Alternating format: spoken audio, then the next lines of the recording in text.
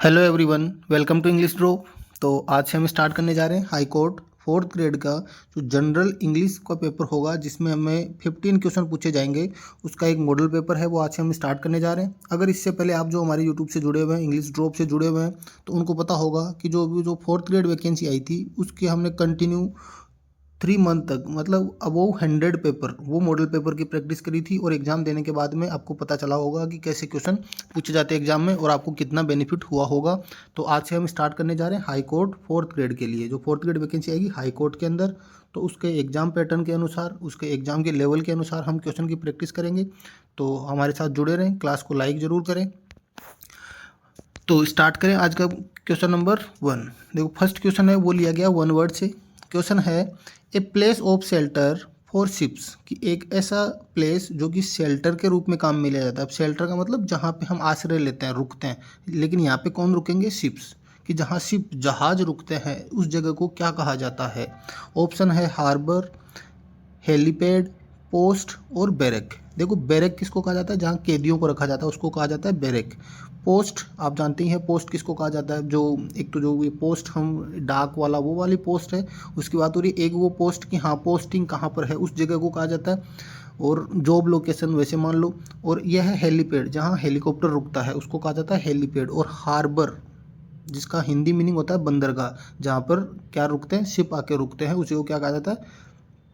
Harbour, बंदरगाह कहा जाता है। तो यहाँ से ऑप्शन ए है वो हमारा राइट आंसर हो जाएगा। नेक्स्ट है question number 2। A narrow stretch of land connecting two large bodies of land, कि एक नैरो स्ट्रेच, नैरो का मतलब होता है संकीर्ण, छोटा, स्ट्रेच मतलब फैलाव, ऑफ लैंड जमीन का, जो कि कनेक्ट करता है टू लार्ज बॉडीज, जो बड़े बड़े बॉडीज, बड़े एरिया ऑफ लैंड जमीन के, कि एक बड़ा जमीन का एरिया है और एक और बड़ा एरिया ज़मीन का है, इन दोनों को कनेक्ट करने का काम करता है। और ये वाला जो एरिया है वो सराउंडेड बाई वाटर होता है, कि पानी से घिरा हुआ है। एक बीच में लैंड एरिया, ज़मीन का एरिया, एक और एरिया, इस एरिया को एक छोटा सा ज़मीन का टुकड़ा है वो आपस में जोड़ता है, जिसको अगर आपने हिंदी में सुना होगा जल डमरू मध्य, ऐसे नाम आता है उसका, जल डमरू मध्य। जैसे इंडिया श्रीलंका के बीच में है जल डमरू मध्य, तो उसको क्या कहा जाता है? ऑप्शन है लेगून, केप, स्ट्रेट या इस्थमस। इसमें टी साइलेंट रहता है। इस्थमस है ये जो एक ग्रीक भाषा है, जो यूनानी लैंग्वेज है, ग्रीक लैंग्वेज है, उसमें इस्थमस है, वहाँ से ये लिया गया। देखो, लेगून किसको कहा जाता है? लेगून होता है जो ये बीच का एरिया होता है, समुद्र के आसपास का एरिया होता है, जहाँ पानी का फ्लो तेज होता है, तो वो पानी फ्लो के साथ इधर आ जाता है। और जब वापस मतलब पानी का आना और वापस जाना, तो बीच बीच में कई गड्ढे होते हैं, उनमें पानी रुक जाता है। जो छोटी छोटी झीलें टाइप में कुछ होते हैं, पॉन्ड टाइप में, उनको कहा जाता है लेगून। ये है केप, ये माउंटेन के ऊपर का एरिया, चोटी जिसको कहा जाता है। स्ट्रेट का मतलब एक सीधा एरिया होता है, और इस्थमस का मतलब होता है जल डमरू मध्य, जो कि एक नैरो स्ट्रेच होता है, दो लैंड को कनेक्ट करने का काम करता है। तो यहाँ से आंसर क्या हो जाएगा हमारा? इस्थमस, या इस्थमस बोल दो या इस्थमस बोल दो, both are correct. Next third question है an animal which lives by preying on other animals. अब देखो, ये PRAY, ये वर्ड आपने सुना होगा, प्रार्थना करना। ये है PREY। इस प्रे का मतलब होता है शिकार करना। एक ऐसा एनिमल, एक ऐसा जानवर जो कि जिंदा रहता है दूसरे जानवरों को शिकार करके। देखो, एक तो लिखा एग्रेसर, अटैकर, टर्मिनेटर और प्रीडेटर। तो प्रीडेटर, ये 4 ऑप्शन है। तो जो ये प्रीडेटर वर्ड होता है वो जो जिनको बोलते हैं ना ओमनिवर्स, मांसाहारी जानवर होते हैं, उनके लिए यूज होता है। एक जो जानवर दूसरे जानवरों को खा के अपना जीवन यापन करता है उसको कहा जाता है प्रीडेटर। नेक्स्ट है क्वेश्चन नंबर 4। गवर्नमेंट और rule by A small group of people, कि एक बहुत बड़े लार्ज एरिया पर बहुत सारे लोगों पर बहुत ही एक छोटे से ग्रुप के द्वारा कंट्रोल किया जाता है, रूल चलाया जाता है, तो उसको क्या कहा जाता है? देखो, फर्स्ट ऑप्शन है मोनार्की, सेकंड है ओलिगार्की, थर्ड है ऑटोक्रेसी और डी है ऑटोनोमी। तो देखो, मोनार्की का मतलब तो होता है जो राजा महाराजाओं का शासन चलता था पुराने टाइम में, उसको तो क्या कहा जाता है? तो राजा महाराजाओं का शासन, उसको तो कहा जाता है मोनार्की। ओलिगार्की क्या होता है? तो ओलिगार्की होता है एक छोटे से ग्रुप के लोग, एक छोटा सा ग्रुप ऑफ पीपल, लोगों का एक छोटा सा समूह जो दूसरों पर रूल करता है, तो उसको कहा जाता है ओलिगार्की। तो हमारा राइट आंसर यहाँ से हो जाएगा ऑप्शन बी। नेक्स्ट है ऑटोक्रेसी। ऑटोक्रेसी मतलब एक आदमी के द्वारा बहुत सारे लोगों पर रूल करना, उसको कहा जाता है ऑटोक्रेसी। और ये है ऑटोनोमी, मतलब आपका अधिकार आपके ऊपर, आपके मतलब किसी एक, जिसको बोलते हैं ना स्वायत्त शासी। ऑटोनोमी, ऑटोक्रेसी नाम सुना वो, ऑटोनोमी है स्वायत्ता, मतलब खुद के ऊपर रूल को, किसी और अदर पर्सन का, किसी भी टाइप की गवर्नमेंट का, किसी भी टाइप के पर्सन का आपके ऊपर रूल नहीं हो, उसको कहा जाता है ऑटोनोमी। तो यहाँ से राइट आंसर होगा ओलिगार्की। नेक्स्ट है question number 5। What is the synonym of the word amiable. Word दिया हमें एमिएबल, एमिएबल का हमें पूछा है सिनोनिम। सिनोनिम मीन्स पर्यायवाची पूछा है, इससे मिलता जुलता अर्थ। ऑप्शन है अलूफ, इसका मतलब होता है अलग। फ्रेंडली होता है मित्रता। जेलस मतलब ईर्ष्या करना किसी से। ब्यूटीफुल हो गया सुंदर। तो देखो ब्यूटीफुल, ईर्ष्या करना, अलग। देखो एमिएबल का मतलब होता है दोस्त, जो मतलब हाँ एज हम दोस्त, फ्रेंड बोल सकते हैं। तो इसका मतलब क्या हो जाएगा, ऑप्शन बी है वो फ्रेंडली राइट आंसर हो जाएगा। अलूफ का मतलब क्या होता है, अलूफ का मतलब होता है अलग, अलग होने के लिए। अब दोस्त होगा तो अलग थोड़ी रहेगा, तो इसका मतलब ये नहीं होगा। नेक्स्ट है क्वेश्चन नंबर 6, जो कि आरपीएससी एलडीसी एग्जाम 2016 के अंदर पूछा गया है। विक्ट्री वर्ड दिया गया और इसका एंटोनिम पूछा है, अपोजिट या विलोम शब्द हमें पूछा है। विक्ट्री का मतलब होता है जीत। ऑप्शन है कॉन्क्वेस्ट, डिस्ट्रक्शन, डिफीट और सक्सेस। सक्सेस का मतलब हो गया सफलता, यहाँ पे है जीत का पूछा है, और वो पूछा है एंटोनिम। तो ये इससे मिलता जुलता होगा। कॉन्क्वेस्ट ये कॉन्कर से बना हुआ है, जो कि जीतना होता है, जिसका मतलब। डिस्ट्रक्शन का मतलब होता है विनाश करना, यहाँ पे है विक्ट्री। और डिफीट का मतलब होता है हार। तो यहाँ से ऑप्शन डी है वो हमारा राइट आंसर हो जाएगा। नेक्स्ट है क्वेश्चन नंबर 7।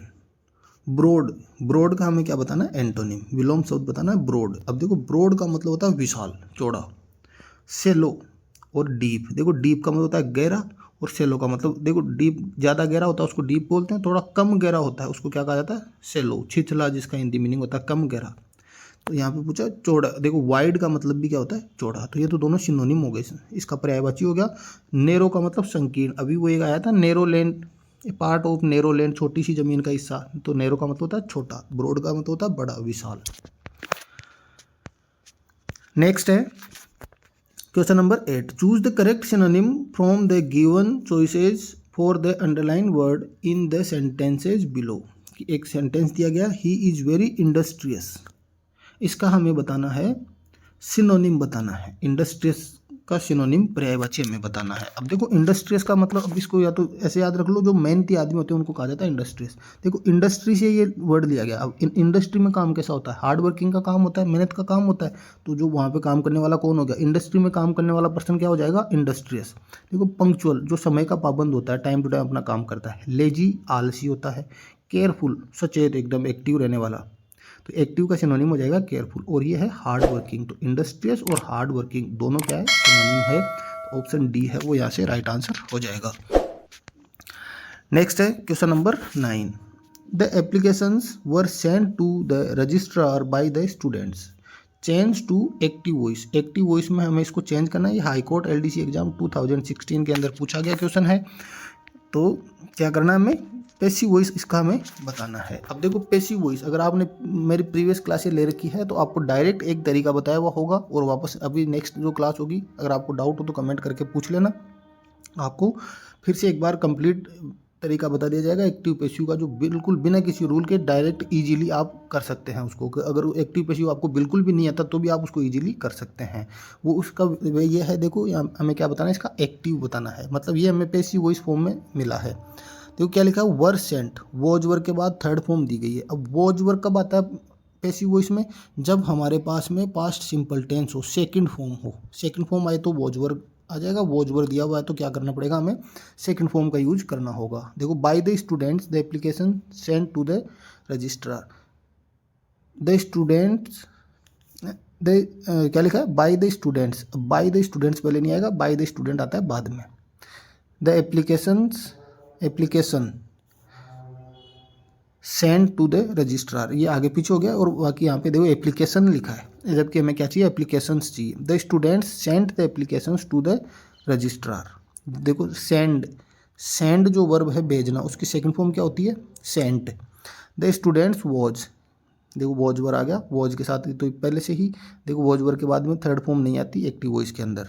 द स्टूडेंट सेंडेड, सेंडेड नहीं होती, सेंट सेकंड फॉर्म होती है, तो ऑप्शन बी है वो हमारा राइट आंसर हो जाएगा। नेक्स्ट है change the voice in the sentences given below by selecting the correct alternative. We had to count the money, we had to count the money, और हमें किस में चेंज करना है? चेंज द वॉइस, इसका वॉइस चेंज करना है। तो पहले तो हमें ये पता करना है कि कौन सा वॉइस है। देखो we had to count the money, subject helping verb और ऑब्जेक्ट दे रखा है, इसका मतलब ये एक्टिव वॉइस है। पैसिव वॉइस में चेंज करना है। देखो हैड टू दिया हुआ है, हैड टू आ गया, हैड टू के बाद में हमें क्या चाहिए? थर्ड फॉर्म चाहिए पैसिव वॉइस के लिए। अब देखो टू के बाद डायरेक्ट थर्ड फॉर्म नहीं आती, टू के बाद में हमेशा कौन सी फॉर्म आती है? फर्स्ट फॉर्म का यूज होता है टू के बाद। तो यहाँ से क्या हो जाएगा? अगर हमें थर्ड फॉर्म लगानी है तो बीच में क्या ऐड करना पड़ेगा? बी।